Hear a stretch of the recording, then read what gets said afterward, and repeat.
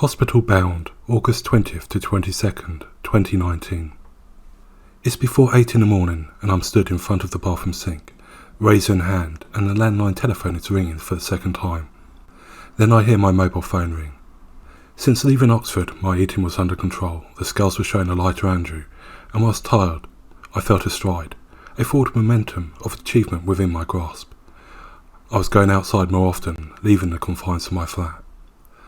I finish shaving, put my clothes back on, and go to check my mobile phone. I've got a missed call from my mum. This can't be good. Later I'm stood on a train platform, and I've already taken a catamaran trip across the sea from the Isle of Wight to the mainland. I've caught 2 trains, and I find my third has been cancelled. Time has gone by, and I am now strolling down a hospital corridor in Surrey. I've guzzled too much fizzy drink and require a toilet, but first I need to find my dad. I enter the ward and inquire about his whereabouts, and I'm directed to a bay. My dad isn't there, and neither is a bed, but a luggage case and a pair of shoes are.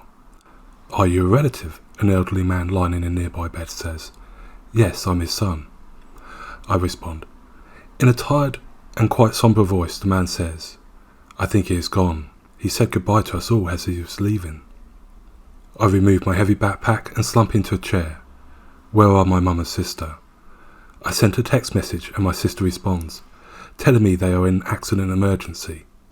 I leave the ward assuming my father is having a test and head to A&E. My mum is still recovering from a heart operation and they've been in a minor car crash en route to the hospital. My mum and sister are shaken but chatty, which is a good sign. My mum is waiting to see a doctor. I'm tired but I don't want to show the fatigue. A few minutes later I find a much needed toilet. As my father's bed is wheeled back into the bay, groggy from a test he does a slow double take, happily surprised to see me. The previous night he had been admitted quickly to the hospital after being sick and not quite with it. I give him some water and we chat. My parents have a remarkable ability to bounce back, and they are now sat chatting in their garden. My dad has been discharged the previous afternoon with medication for an infection, and my mum feels a bit sore from the car accident. My sister is elsewhere, suffering with minor back pain.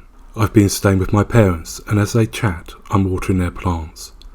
We're enjoying their garden, and we don't allow the previous events to crowd in and spoil the moment. When we have chatted about health issues, we've not been depressive. I'm an optimistic person, and before leaving my flat back on the Isle of Wight, even though I was rushing, I had remembered to bring their 50th wedding anniversary gift and cards. After 2 nights staying at my parents' home, I catch a direct train to the coast. I'm looking forward to being reunited with my fiancée. As I sit on the top deck of a catamaran sailing across the sea, a lovely breeze is hitting me, and with the sun shining on my face, I close my eyes.